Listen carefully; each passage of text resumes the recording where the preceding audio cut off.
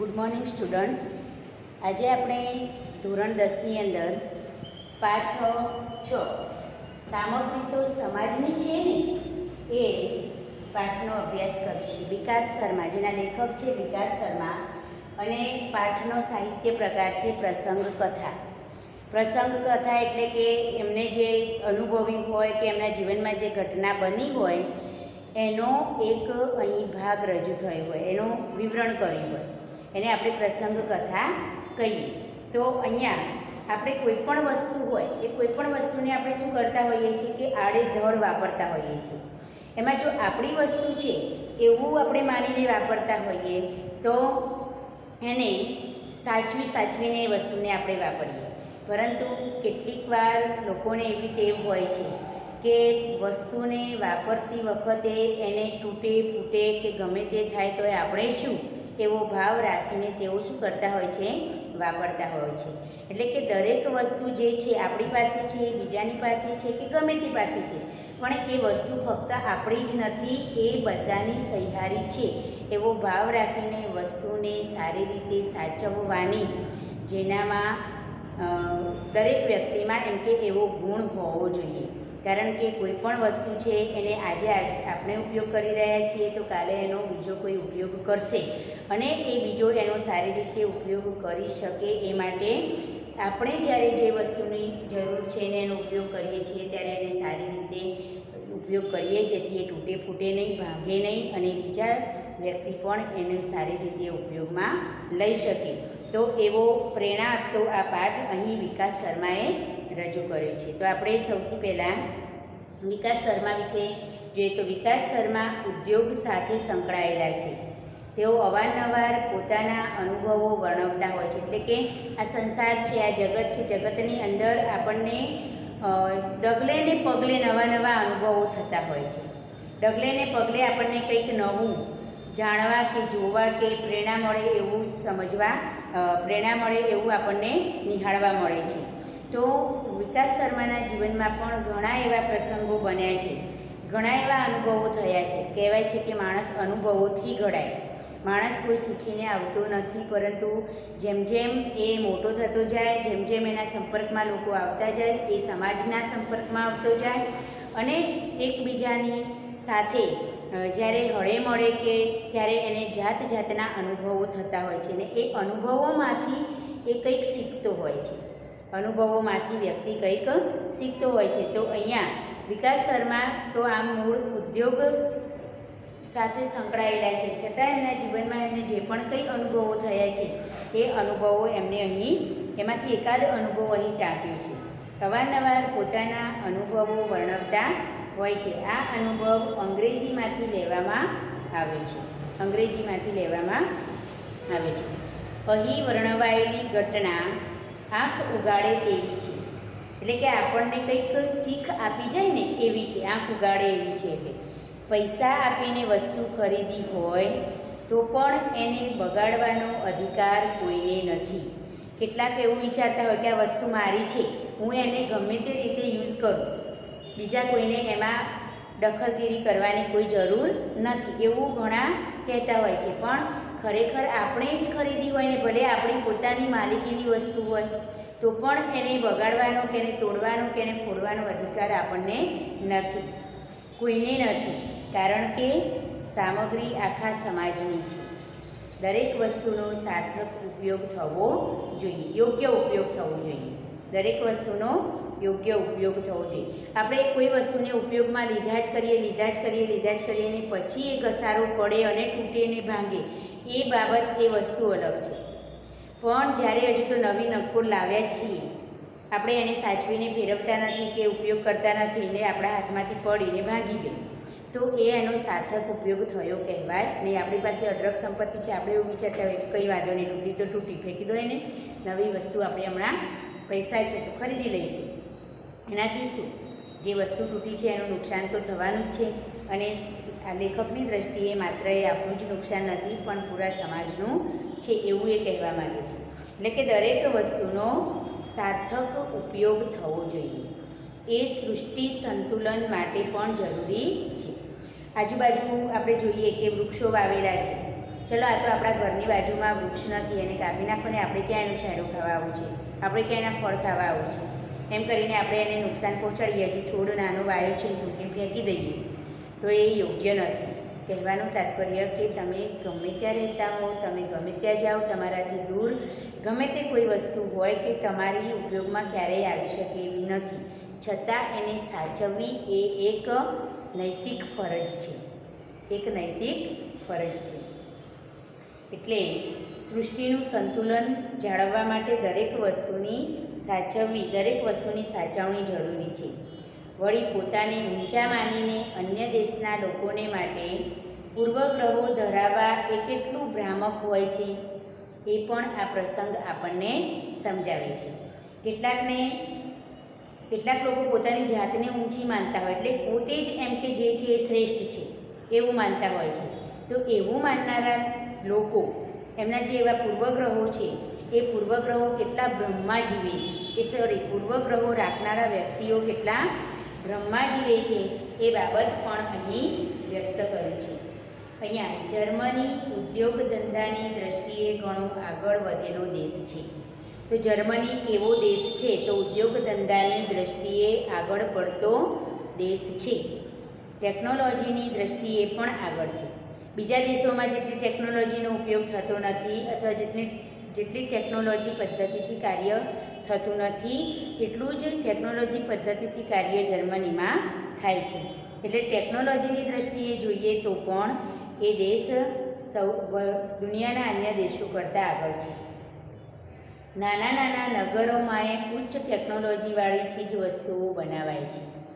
નાના નાના નગરો હોય, આપણે આપણા ભારત દેશની જ વાત કરીએ તો આપણા ભારત દેશમાં મોટાભાગના ગ્રામ્ય વિસ્તારો જે છે, ગ્રામ્ય વિસ્તારોમાં પૂરતી સગવડો પણ નથી હોતી. તો પૂરતી સગવડો એટલે કે આપણે જેમ આધુનિક ચીજવસ્તુઓનો ઉપયોગ કરીએ, ટેકનોલોજીવાળા વસ્તુઓનો ઉપયોગ કરીએ છીએ, એવી ટેકનોલોજીનો ઉપયોગ કરે એવા ગામડાઓનો હજુ વિકાસ થયો નથી. એટલે કે હજુ આપણા ભારત દેશની અંદર ભારતના ગામડાઓ હજુ પછાત છે એવું આપણે કહી શકીએ. પરંતુ જર્મનીમાં એવું નથી. નાના નાના નગરો હોય કે ગ્રામ્ય વિસ્તાર હોય તો પણ ત્યાં ટેકનોલોજીનો ઉપયોગ થતો હોય અને ટેકનોલોજીવાળી ચીજવસ્તુઓ વપરાતી હોય ને બનાવાતી હોય છે. આથી આપણને એમ થાય કે આવા દેશના લોકો ઘણું મોજશોખવાળું અને વૈભવ વિલાસી જીવન જીવતા હશે. ટેકનોલોજીનો ઉપયોગ દરેક જગ્યાએ ત્યાં થતો, નાના ગામડું હોય, શહેર હોય કે કોઈ મોટી સિટી હોય કે કોઈ નાનું નગર હોય, તો આપણને એ લોકોનું જીવનશૈલી જોઈને એવું લાગે કે આ લોકો ઘણું મોજશોખવાળું અને આનંદભર્યું જીવન જીવતા હશે, વૈભવ વિલાસવાળું જીવન જીવતા હશે. કમસે કમ મારા મનમાં તો એવી જ છાપ હતી. પરંતુ હમણાં મારે જર્મની જવાનું થયું અને મેં નજર જે જોયું તેમજ કેટલાક જાત અનુભવો થયા, ત્યારે મને થયું કે આપણા લોકોની આવી છાપ કેટલી ખોટી છે. આપણા મનમાં જે ભ્રમ છે, આપણે હંમેશા બીજાઓની સુખ સમૃદ્ધિ જોઈને એવું માનતા હોય કે ઓહો કેટલું સુખી જીવન જીવી રહ્યા છે. આપણે દેશની વાત નથી કરતા, ચલો આપણા સગા સંબંધીઓની કે પડોશની જ વાત કરીએ કે જેઓ પૈસે ટકે ખૂબ આપણા કરતાં આગળ હોય, એમના ઘરમાં દરેક પ્રકારની સુખ સુવિધાઓ હોય, દરેક પ્રકારના કે સાધનોની વ્યવસ્થા હોય, દરેક પ્રકારે એ બધી જ રીતે મશીન ટેકનોલોજીનો ઉપયોગ કરીને પોતાનું રોજબરોજનું કાર્ય પણ તેઓ કરતા હોય, તો આપણે એવું માનીએ કે અમને તો કેટલો આનંદ, કેટલી શાંતિ, કેટલું સુખ વૈભવવાળું જીવન, કેટલું આરામદાયક જીવન આ લોકો જીવે છે. ઘરનું કામે જાતે કરવું પડતું નથી, કપડાં ધોવા હોય તો એ મશીન, વાસણ ઘસવા હોય તો એ મશીન, એવું વિચારીએ આપણે. પણ જ્યારે આપણને બહારથી એવું લાગે એમના રહેણી કરણી આમ ઢોંગથી એ લોકો જે આ દેખાવ કરતા હોય ને એના પરથી, પણ જ્યારે વાસ્તવમાં આપણે એમને અનુભવીએ કે જોઈએ, એટલે કે નજરે જોયેલું પણ ક્યારેક ખોટું હોય, પણ આ તો જોયા વગર જ આપણે કોઈનું અનુમાન કરતા હોઈએ ત્યારે આપણને એને નજરે જ્યારે જોઈએ ત્યારે બંને પરિસ્થિતિઓમાં કેટલો ફેર હોય છે એ આપણે ત્યારે જ એમ કે સમજી શકતા હોઈએ છીએ. તો લેખકને પણ એવું હતું કે જર્મનીના લોકો તો ઉદ્યોગ ધંધાની દ્રષ્ટિએ દેશ આટલો આગળ છે, ટેકનોલોજીની દ્રષ્ટિએ આટલો આગળ છે, નાનામાં નાનું નગર પણ ટેકનોલોજીનો ઉપયોગ કરતું થઈ ગયું છે, તો આ લોકો કેટલું વૈભવ વિલાસવાળું જીવન જીવતા હશે. પણ લેખક એવું કહે છે કે જ્યારે મેં આ સાંભળ્યું હતું ત્યારે મને આવો મારા મનમાં ભ્રમ થયો હતો કે એ લોકો ખૂબ સુખી હશે એવું. પણ જ્યારે એમ કે હું જર્મની ગયો અને ત્યાં ગયા પછી મને એનો સાક્ષાત્કાર થયો, એટલે કે એનો મને અનુભવ થયો, ત્યારે જ એમ કે મારા મનમાં જે પેલી ગ્રંથિ બંધાઈ હતી કે મારા જેવા આપણા દેશના અનેક લોકોના હૃદયમાં એવો જે ભ્રમ પાડેલો હતો એ ખરેખર કેવો હતો? ખોટો હતો. હું હેમ્બર્ગ પહોંચ્યો ત્યારે હેમ્બર્ગમાં કામ કરતા મારા મિત્રોએ મારા માટે એક પાર્ટી ત્યાંના એક રેસ્ટોરન્ટમાં ગોઠવી હતી. આપણા મિત્રો સાથે આપણે જ્યારે મળવાનું થાય ને ઘણા સમય પછી મળવાનું થાય એટલે એની ખુશીમાં તેઓ એમ કહે કે ચાલો ક્યાંક ફરવા જઈએ કે ક્યાંક સારા રેસ્ટોરન્ટમાં જઈએ કે એવું કોઈ પ્લાનિંગ કરે. એટલે લેખક પણ એવું કહે છે કે જ્યારે હું જર્મની ગયો ત્યારે ત્યાં મારા ઘણા મિત્રો રહેતા હતા અને એ મિત્રોને મારી આવવાની ખબર મળતા એઓએ એક સારી રેસ્ટોરન્ટમાં એક પાર્ટીનું આયોજન કર્યું કે બધા મિત્રો આપણે સાથે એકસાથે આ રેસ્ટોરન્ટમાં ભેગા થઈએ, સારું એવું મનગમતું ભોજન જમીએ અને ગપ્પા છપ્પા લગાવીને આનંદ કરીએ. એટલે એવું એમના મિત્રોએ આયોજન કર્યું પાર્ટીનું. અને અમે રેસ્ટોરન્ટમાં પ્રવેશ્યા ત્યારે મેં જોયું કે ત્યાંના ઘણા બધા ટેબલો ખાલી હતા. જ્યારે હું રેસ્ટોરન્ટમાં પહોંચ્યો ત્યારે મેં જોયું કે ત્યાંના જે બધા ઘણા ટેબલો હતા એ ખાલી પડેલા હતા. એક ટેબલ ઉપર એક યુવાન દંપતી પોતાનું ભોજન લઈ રહ્યું હતું. ઘણા બધા ટેબલો ખાલી હતા અને એક ટેબલ પર એમને એક દંપતી એટલે પતિ પત્ની, યુવાન પતિ પત્ની એક ટેબલ ઉપર ભોજન કરી રહ્યા હતા. ટેબલ ઉપર માત્ર 2 જ ડીશ હતી. મને થોડું આશ્ચર્ય થયું. આવું સાદું ખાણું, આવું સાદું ભોજન. રેસ્ટોરન્ટમાં આવ્યા તો ફક્ત 2 જ પ્લેટ. કેટલી બધી પ્લેટો આ ટેબલ પર પડી હોય, કેટલા પ્રકારનું આપણે ભોજન મંગાવ્યું હોય, એમ જમવાનું મંગાવ્યું હોય. તો મને એમ કે નવાઈ લાગી, મને થોડું આશ્ચર્ય થયું. આવું સાદું ખાણું? છોકરો કંજૂસ લાગે છે. આપણા લોકોની એવી ખાસિયત છે કે કોઈ આપણા હિસાબ અનુસાર કોઈ પૈસા ખર્ચે નહીં અથવા તો કોઈ વસ્તુ વાપરે નહીં તો આપણે તરત એને શું માની લઈએ છીએ કે આ માણસ કંજૂસ છે. કયા સંદર્ભમાં એ વાપરતો નથી એ આપણે વિચારવા જરાય પ્રયાસ કરતા નથી. આપણે એવું જ માની લઈએ કે પૈસા હોય તો જલસાથી વાપરવાનું, જે ના વાપરે એ કંજૂસ. એટલે અમને જોયું કે 2 જ પ્લેટ છે આના ટેબલ પર, તો આ વ્યક્તિ કંજૂસ લાગે છે. એટલે રેસ્ટોરન્ટનું બિલ વધારે ના થઈ જાય એના માટે એને વધારે મંગાવ્યું નથી. એટલે મને થયું મનમાં કે આ છોકરો કંજૂસ લાગે છે. આપણે ત્યાં તો જુવાનડો છોકરીને લઈ રેસ્ટોરન્ટમાં જાય તો જાત જાતની વાનગીઓથી તેને આંજી નાખે. આપણે ત્યાં એટલે કે આપણા દેશની અંદર કોઈ આવો જુવાન વ્યક્તિ પોતાની પત્નીને લઈને ગયો હોય રેસ્ટોરન્ટમાં તો એને ખુશ કરવા માટે કેટલાય પ્રકારની વાનગીઓ મંગાવીને ગોઠવાઈ દીધી હોય ટેબલ પર એવું વિચારે છે. બીજા એક ટેબલ પર કેટલીક વૃદ્ધ સ્ત્રીઓ હતી. એમને જોયું કે એ રેસ્ટોરન્ટમાં પ્રવેશ્યા, પોતાના મિત્રો સાથે પાર્ટી હતી એટલે તેઓ ત્યાં ગયા હતા. એમને જોયું કે ઘણા બધા ટેબલ ખાલી હતા, એક જ ટેબલ ભરેલું હતું.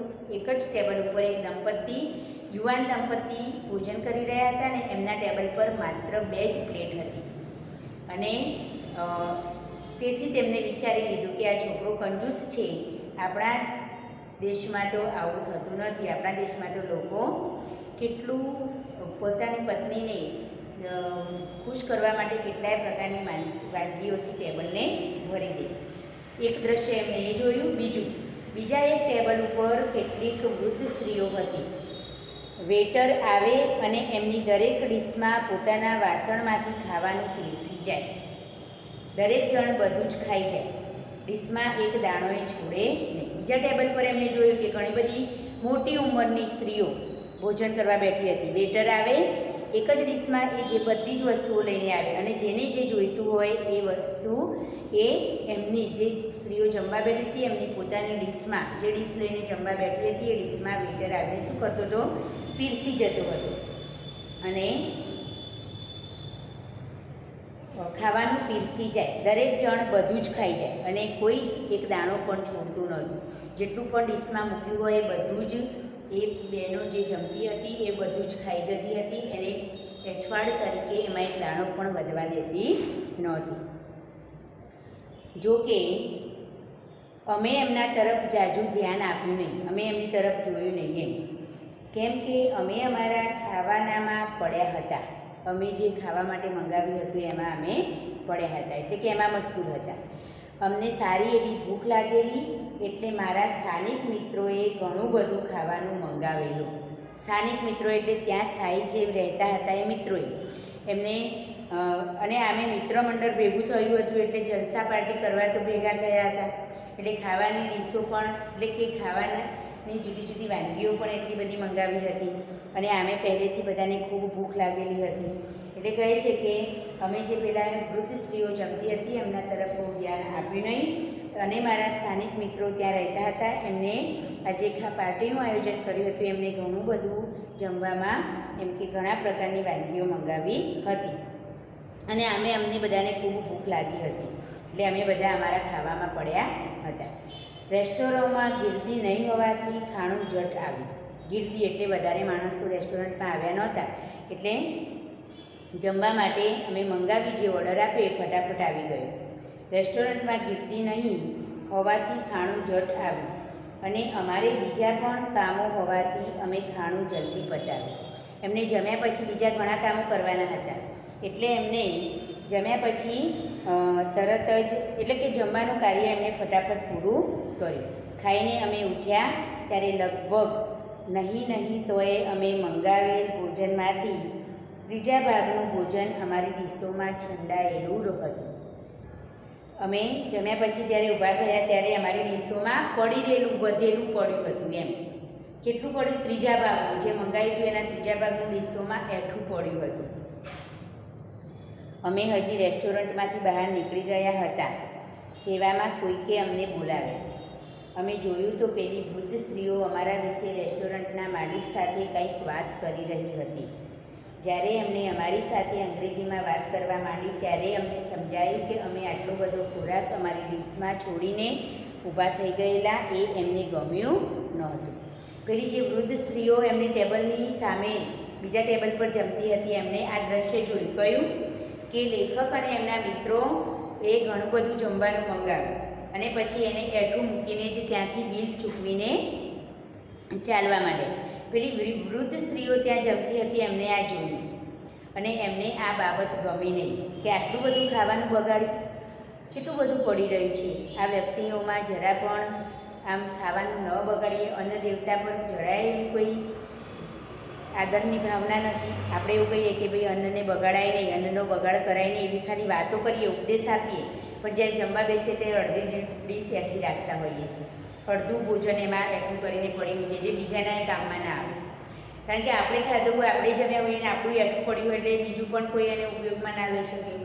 એટલે પેલી વૃદ્ધ સ્ત્રીઓને આ ગમ્યું નહોતું એટલે પેલા રેસ્ટોરન્ટના માલિકને પેલી વૃદ્ધ સ્ત્રીઓ આ લેખક અને એમના મિત્રો વિશે ફરિયાદ કરી રહી હતી અને એમને તરત જ એમ કે હજુ તો દરવાજાની બહાર નીકળતા હતા ત્યારે એમને પાછા બોલાવવામાં આવ્યા અને પછી જ્યારે એમને અંગ્રેજીમાં અમારી સાથે વાત કરી એટલે કે એ અનાજનો કે ખાવાનો જે બગાડ કર્યો હતો એની વાત કરી ત્યારે જ અમને સમજાયું કે અમે જમવામાં આટલું બધું પડી રાખ્યું છે અને એનો બગાડ કર્યો છે. બરાબર, થોડા શબ્દોના અર્થ આપણે જોઈ લઈએ.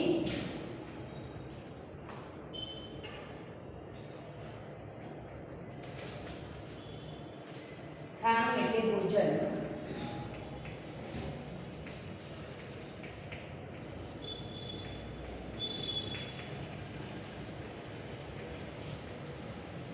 ઝટ એટલે જલ્દી. છંડાયેલું એટલે બાકી છોડેલું. છંડાયેલું.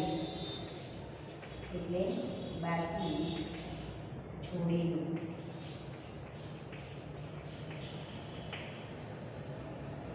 જણ એટલે આપણે જન શબ્દ એનો તળપદો શબ્દ છે જન. જન એટલે માણસ. જરી એટલે લગીર. લગીર અને સહેજ. કંજૂસ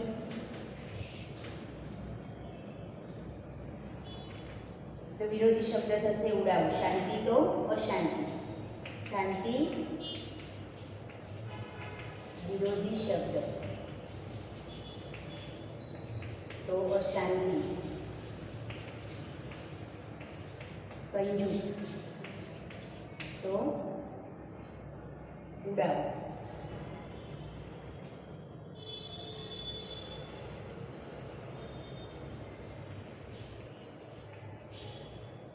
ધનવાન તો ગરીબ. અને ધ્યાન તો બેધ્યાન.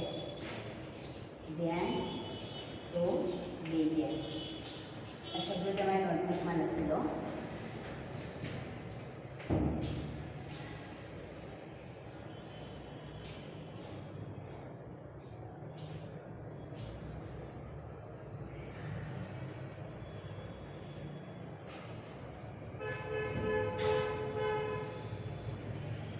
રૂઢિપ્રયોગ છે આંજી નાખવું. રૂઢિપ્રયોગ આંજી નાખવું.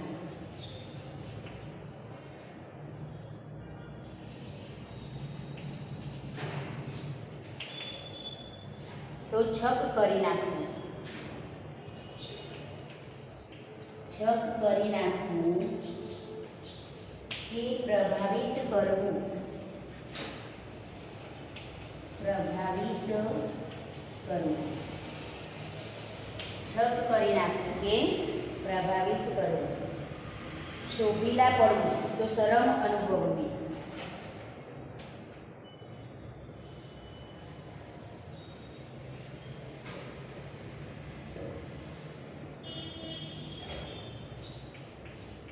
શોભીલા પડવું તો શરમ અનુભવવી. શરમ અનુભવવી. આંખ ન ઉઘડવી. આંખ ન ઉઘડવી. આંખ ન ઉઘડવી તો સભાન કે જાગૃત ન થવું.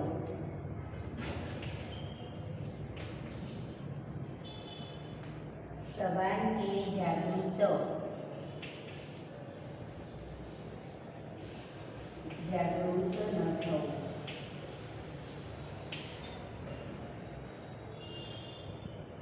પાઠ ભણાવવો તો બોધપાઠ આપવો.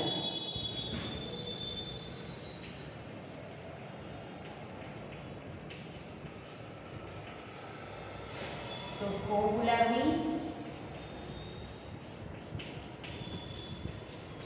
અને બીજું બોધપાઠ આપવું.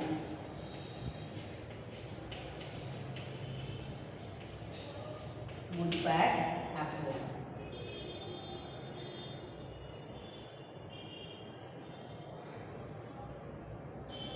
રૂઢિપ્રયોગને આજ પણ લખી દો.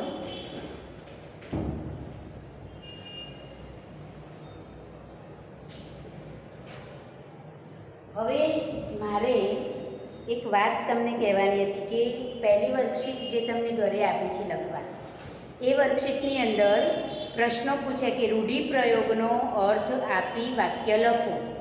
રૂઢિપ્રયોગનો અર્થ આપી વાક્યમાં પ્રયોગ કરો. એવું જ્યારે સૂચના લખી છે છતાં વિદ્યાર્થીઓએ શું કર્યું છે કે માત્ર રૂઢિપ્રયોગના અર્થ જ લખ્યા છે. રૂઢિપ્રયોગનો વાક્યમાં પ્રયોગ કર્યો નથી. તો તમારે આ જે રૂઢિપ્રયોગ છે એનો વાક્યમાં પ્રયોગ કરવાનો હોય તો કેવી રીતે કરવો એ હું તમને સમજાવું. તો અહીંયા આપણને આપ્યું શોભીલા પડવું, એવો આપણને રૂઢિપ્રયોગ આપ્યો છે. તો શોભીલા પડવું એનો અર્થ શું થશે? સરમ અનુભવવી. પણ જ્યારે આપણે આ શબ્દને એટલે કે રૂઢિપ્રયોગને, આને રૂઢિપ્રયોગ કહેવાય અને એનો અર્થ કહેવાય. તો જ્યારે આપણે આને વાક્ય પ્રયોગ કરવાની વાત કરવામાં આવે કે લખવાનું કહેવામાં આવે ત્યારે આ શબ્દને એટલે કે સરમ અનુભવની એ શબ્દને આપણે વાક્યમાં મૂકવાનો નથી, પણ વાક્યમાં કયા શબ્દનો પ્રયોગ કરવાનો છે? જે મૂળ રૂઢિપ્રયોગ છે એનો અર્થ પહેલાં આવી રીતે લખી દેવાનો અને પછી નીચે વાક્ય કરીને લખવાનું કે રેસ્ટોરન્ટમાં અમને પાછા બોલાવ્યા અને અમે છોડેલું ભોજન, બગાડેલું ભોજન બાબતે અમને વાત કરી ત્યારે અમે શોભીલા પડી ગયા. એવી રીતે એનો વાક્યમાં શું થાય? પ્રયોગ થાય. વાક્ય પ્રયોગ કરવાની વાત આવે ત્યારે વાક્ય પ્રયોગની અંદર રૂઢિપ્રયોગનો અર્થ, રૂઢિપ્રયોગનો ઉપયોગ કરવો, નહીં કે એના અર્થનો. પણ તમે તો વિદ્યાર્થી મિત્રો કેવું કર્યું છે કે રૂઢિપ્રયોગનો અર્થ જ લખ્યો છે, એનો વાક્યમાં પ્રયોગ તો કર્યો જ નથી. પણ વાક્યમાં પ્રયોગ કરવાનો છે અને કેવી રીતે કરવાનો છે હું આજના વિડીયોમાં તમને શીખવું. પછી આવનાર દરેક વર્કશીટમાં કે પ્રશ્નપત્રમાં કે પેપરમાં પણ તમારે જ્યારે વાક્ય પ્રયોગ કરવો, એવો અર્થ કેવું લખવાનું થાય ત્યારે આ રીતે તમારે વાક્યો બનાવવાના છે. તો અહીંયા આપણે આંખ ન ઉઘડવી એક રૂઢિપ્રયોગ લઈએ. આંખ ન ઉઘડવી તો જાગૃત ન થવું, એનો અર્થ શું થયો? જાગૃત ન થવું. તો અહીંયા જુઓ વાક્ય આપણે આ રીતે એનું શું કરવાનું? પહેલાં અર્થ લખી દેવાનો, પછી અહીંયા લખવાનું વાક્ય. અને વાક્ય લખતી વખતે આપણે શબ્દો કયા આ રૂઢિપ્રયોગને આપણે વાક્યમાં પ્રયોગ કરવાનો છે. તો કેવી રીતે કરીશું? તો વારંવાર ધ્યાન, વારંવાર ભૂલ કર્યા બાદ, કોઈ પણ વાક્ય તમે બનાવી શકો પણ વાક્ય અર્થપૂર્ણ બનવું જોઈએ. વારંવાર ભૂલ કર્યા બાદ